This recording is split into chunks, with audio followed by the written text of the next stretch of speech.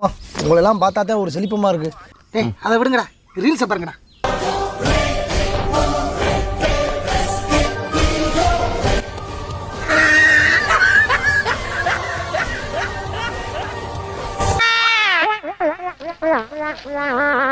ஏண்டா இது நான் கிரக டிப்ரெஷன்ல இருக்கேன்னு வந்திருக்கேன். இந்த வீடியோவில் இப்போது இருக்கக்கூடிய பரதேசிகள் செய்யும் டார்ச்சர்களை உங்களுக்கு காட்டப் போகிறோம். முதலாவதாக விஜய் சார்கிட்ட போய் நான் ஸ்ட்ரெயிட்டா பேசினேன் அப்படின்ட்டு நான் பேசினேன். ஸ்ட்ரெயிட்டா கொஞ்சம் தவறா பேசிட்டேன். அடிக்கடி போனுச்சு இந்த மாதிரி விஜய் பேசுறேன்ப்பா அப்படின்னு. நேராக போய் என்ன சார் தேவையில்லாம போன் போட்டு கலாச்சிட்டு இருக்கீங்க, உங்களுக்கு தான் வேலையா அப்படின்னு விஜய் சார்ட்ட கேட்டேன். விஜய் சார்ட்டே போய் கேட்டேன்.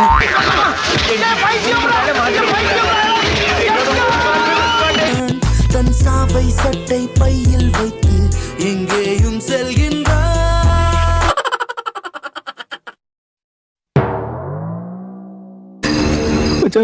பைத்தியம் உங்கள்ட்ட இருந்து தப்பிக்க முடியாது போலயே. ரோட்ல போறவங்க பார்த்து போங்கப்பா. இந்த மாதிரி கிறுக்குத்தனமான பைத்தியங்கள் வந்து எங்கெங்க சுத்தி கிடக்கு.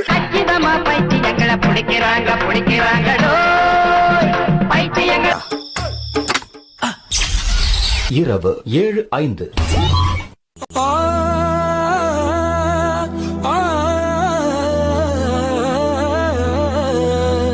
எனவும் கரண்ட் எங்க போச்சுன்னு தெரியல. பாதியில வருது, பாதியில போகுது, பாடையில போறது. போட்டு விடுங்கடா கரண்ட. இரவு 8:45. எத்தனை காலம் தான் ஏமாற்றுவார் இந்த நாட்டிலே. நள்ளிரவு 12:40. சங்கீத ஸ்வரங்கள் ஏழே கணக்கா இன்னும் இருக்கா எந்தவோ மயக்கம். என்னடா சொல்ற? விடிய விடிய அங்கே இருந்தியா? மாற்ற வேணும் தானே நாங்க ஓட்டு போட்டோம். அவர் ஒவ்வொரு ஃபங்க்ஷனும் அட்டெண்ட் பண்றதுல மட்டும்தான் இருக்காரே தவிர எப்படி வந்து பார்த்தாரா? பாவண்டா அந்த அணிலே. ச்சே, ஏமாற்றவனை விட ஏமாறவன் தான் குற்றவாளி நீங்க அடிக்கடி சொல்லுவீங்க. நான் ஏமாந்துட்டேன்ப்பா.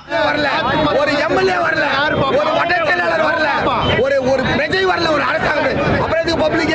யாராவது பாத்தீங்களா? நைட்டு 9 மணில இருந்து கரண்ட் இல்லங்க. யாரு வந்து பார்க்கவும் இல்ல, யாரும் தெரியல. எம்எல்ஏ ஆபீஸ்ல யாரும் கிடையாது. எம்எல்ஏ யாருன்னு எங்களுக்கு தெரியல. வெறும் கிடைக்கல, தேடிக்கிட்டு இருக்கேன். பெரிய விலை கொடுத்துருக்கேன்யா, எங்களுக்கு அவங்க பதில் சொல்லி ஆகணும். படா. நான் என்ன பண்றேன்னு சொன்னா என்ன பைத்தியம் நினைப்பீங்க. சாச்சா, அப்படிலாம் நாங்க நினைக்க மாட்டோம் சார். இருந்தாலும் உங்ககிட்ட சொல்றேன், மின்சாரம் நம்ம எங்கேயும் தட்டுப்பாடு இல்லைன்னு முதல்ல சொல்லிட்டோம். கடந்த வாரங்கள்ல விண்டு மில்ல பவர் இல்ல, அதனால வந்து ஒரு சில இடத்துல நம்ம திடீர் தட்டுப்பாடு ஏற்பட்டுச்சு. மின் தட்டுப்பாடு எங்கேயுமே ஏற்படவில்லை. இவன் மண்டை குழம்பி மெண்டலாகி வந்திருக்கானா? மின் தட்டுப்பாடுனால நமக்கு வந்து எங்கேயும் ஃபெயிலியர் ஏற்படவில்லை. தட்டுப்பாடு நமக்கு இல்லை. நாளைக்கும் வந்து இன்னைக்கு எங்கெங்கெல்லாம் மின் தட்டுப்பாடு ஏற்படுச்சு, எதனால் ஏற்படுச்சு, எங்கெங்கெல்லாம் ஃபெயிலியர்னு சொல்லி நம்ம நாளைக்கும் நம்ம பப்ளிக் பண்ணுவோம். இவன் சரியான பைத்தியம் இல்ல, சரியாகாத பைத்தியம்டா. நாங்கள் அவர்களை சொல்லியோ இவர்களை சொல்லியோ நாங்கள் எங்களுடைய முதல்வர் ஆட்சியை நடத்த வேண்டிய அவசியம் இல்லை. இவர்கள் எல்லாம் எந்த எல்லைக்கும் போவாங்க, என்ன செய்யறதுக்கும் எதை செய்யறதுக்கும் தயாராக இருப்பாங்கன்னு எங்களுக்கு தெரியும். நாங்கள் அவர்கள் யாரையும் குற்றம் சுமத்த விரும்பவில்லை.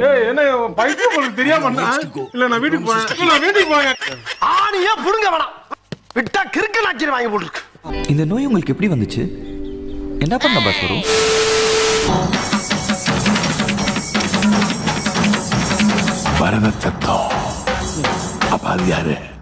அந்த அசிங்கத்தை நீங்களே போய் பாருங்க. ஆனா அது போய் அது பித்தலாட் அதிகமா மக்களை அவங்க எல்லாம் சந்திக்க ஆரம்பிச்சிருக்காங்க, சந்திச்சுக்கிட்டே இருக்காங்க.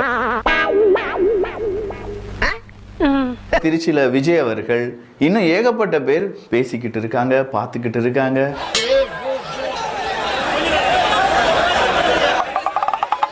கோபால், என்ன என்ன நீங்க டிவிக்கேவா கோபால்? ஆமாவா? அட பாவி, ஏப்பா முதல்ல சொல்றியா நீ? எல்லாரும் கூடயும் இன்டராக்ட் பண்றாங்க, மக்கள் எல்லாரும் ஹாப்பி. அண்ணாச்சி அப்படியா? ஆமா சார். எங்க கொஞ்சம் திரும்ப சார், சட்டை கிழிஞ்சிருக்கான் தானே பாக்குறீங்க? மண்டைய வச்சு அண்டா குடு. அப்படி 5 வருஷத்துக்கு பிறகுதான் ஓ இவர் தான் எம்எல்ஏ அடி ஆத்தி எனக்கு தெரியாதே அப்படின்னு சொல்லி வந்து நிப்பாங்க. ஆனா இப்ப அப்படி கிடையாது. இத சொன்னோன்னு உங்களுக்கு மூஞ்சில காரி துப்புறான்னு தோணுது. துப்பணும் போல இருக்கு. வேணாங்கப்பா, விட்டுருங்க. எல்லாம் சிறுசுகளா இருக்காங்க, வந்து வந்து கேக்குறாங்க, என்ன வேணும்னு கேக்குறாங்க அப்படின்னு சொல்றாங்க. இப்படி சோறு திங்கிறக்கு எவ்வளவு மானம் கட்டு போய் தெரிய வேண்டியிருக்கு தெரியுமா? பேசுறாங்க பேச்சு. என்னப்பா என்னமா பண்றீங்க?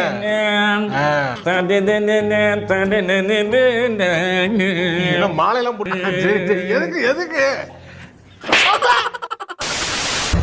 நான் விஜய் அண்ணா சிஎம் ஆயிட்டீங்க, ரொம்ப சந்தோஷமா இருக்கு. இந்த 18ஆம் தேதி எங்க அக்காவுக்கு கல்யாணம், கூட பிறந்த அக்காவுக்கு தாய்மாமன் சீர்ல இருந்து நீங்க இதை முன்னாடி வந்து நடத்தி கொடுக்கணும்ன்றது என்னுடைய வேண்டுகோள். ஒரு சிலர் நம்பி ஏமாந்துட்டு இருக்காங்க. உங்ககிட்ட மட்டும் எப்படி தேடி வந்து மாட்டாங்க.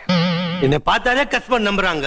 இன்னும் ஏமாந்துகிட்டே தான் இருக்காங்க. கடன் 10 லட்சம் கோடி இருக்குது, இந்த இலவசங்களை கொடுக்க முடியாது. ஏண்டா எங்களை இன்னமுமாடா நம்பிக்கிட்டு இருக்க? எங்க பேசிக்கிட்ட பார்த்தாவே உனக்கு தெரிய வேணாமா அவங்க தருவாங்களா தரமாட்டாங்களான்னு? 1 லட்சம் கோடி ஏற்கனவே வட்டி, பட்ஜெட்டே 3 லட்சம் கோடி தான். வட்டியே 1 லட்சம் கோடி போகுது. நீங்க சொல்ற அறிவிப்பு இதெல்லாம் செயல்படுத்த இன்னும் 10 லட்சம் கோடி கடன் வாங்க வேண்டும். மீன் மாற்றுறது இல்ல, காத்து இருக்கணும். எத்தனை நாள் வாத்தியார காத்துன்னு இருக்கணும்? நீ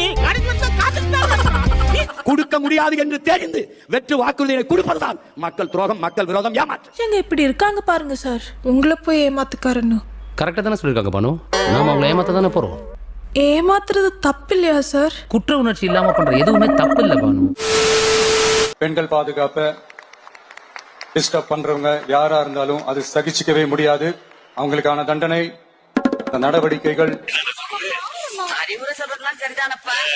100,000 வந்திருக்கியே, அதுதான் சரியில்லாம இருக்கு. அதுலயே அவன் தராதரன் தெரிய வேணா. அதிரடி படைக்கான முதல் வழக்கே ஆளுங்கட்சி மீதான வழக்கா என கேள்வி எழுப்பியிருக்கக்கூடிய என்னப்பா என்ன பாத்தியா நியூஸ் பத்தி? என்னது நியூஸ்லாம் நான் பாக்குறதுல உங்களால பார்க்க முடியாது உங்களால. ஏன்னா இப்ப ஒரே பிரச்சனைகள் பத்தி ரொம்ப இதா வந்துட்டு இருக்கு. பிரச்சனையா வந்துட்டு இருக்கு. பாலியல் வன்கொடுமை செய்ததாக கைது செய்யப்பட்டனர். அவர்கள் மீதான புகாரை வாபஸ் வாங்க சொல்லி ஸ்ரீவைகுண்டம் தாவைக்க எம்எல்ஏ சரவணன் தன்னை மிரட்டுவதாகவும் அவர் தெரிவித்திருந்தார்.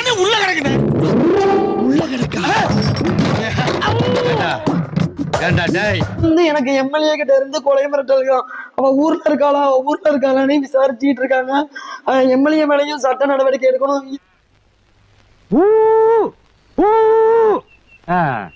எதுக்கு அசைய மாட்டியா? இனி உன் காதுக்குள்ள அணுகுண்டு தானே தூக்கி போடணும். அயல் நாட்டால பேச ஆரம்பிச்சிட்டாங்கன்னா இலங்கையில பாருங்க யாழ்ப்பாணத்தை தரேன், கச்சத்தீவியம் தரேன்றாங்க. தெரியல அப்ப அவர் எப்பேற்பட்ட மனுஷன் பாத்தீங்களா?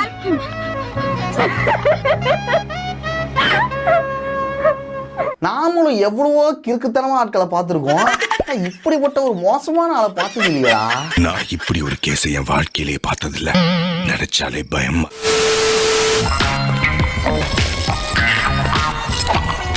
ஹரே சம்பா, இன்னும் திருந்தவே இல்லையா? அது சரி, ஏதாவது நாடக கம்பெனி நடத்துறீங்களா? ரிஹர்சல் சத்தம் வெளியே வரைக்கும் கேக்குது. நாடக கம்பெனியா? அதோட இன்னொரு முக்கியமான விஷயம், நம்மளுடைய சிஎம்முக்கும் ஒரு செஸ் பிளேயர். டேய், ஐயா தான்டா எல்லாத்தையும் கத்து கொடுத்துட்டாரு. டக்குன்னு சிஎம்ஏ வந்து யாருக்கு தெரியாம வீட்டுல இருந்து ஒரு செஸ் போர்ட் கொண்டு வந்திருந்தாரு. யாருக்குமே தெரியாது. ஐயா முகத்தை பாத்தியா? தம்பி போதும்பா. அவங்களே தான் வந்து போர்டு எடுத்துட்டு வர சொன்னாங்க. ஸோ எடுத்துட்டு வந்து அவங்க டேபிள்லேயே தான் அரேஞ்ச் பண்ணி டக்குன்னு செட்டப் பண்ணி விளையாட ஆரம்பிச்சோம். இங்க வா. வந்து ஒரு செஸ் போர்ட் கொண்டு வந்திருந்தாரு. யாருக்குமே தெரியாது. பார்த்துட்டு கேன் வி பிளே அப்படின்னு கேட்டாரு. ஸோ உடனடியா இவருக்கு ஷாக் ஆயிருச்சு. போதும் பிஞ்சு, ஒரு வாரம் ஆச்சு. அரசியல்ல இதெல்லாம் சாதாரணமாப்பா. இதுக்கு பிச்சை எடு.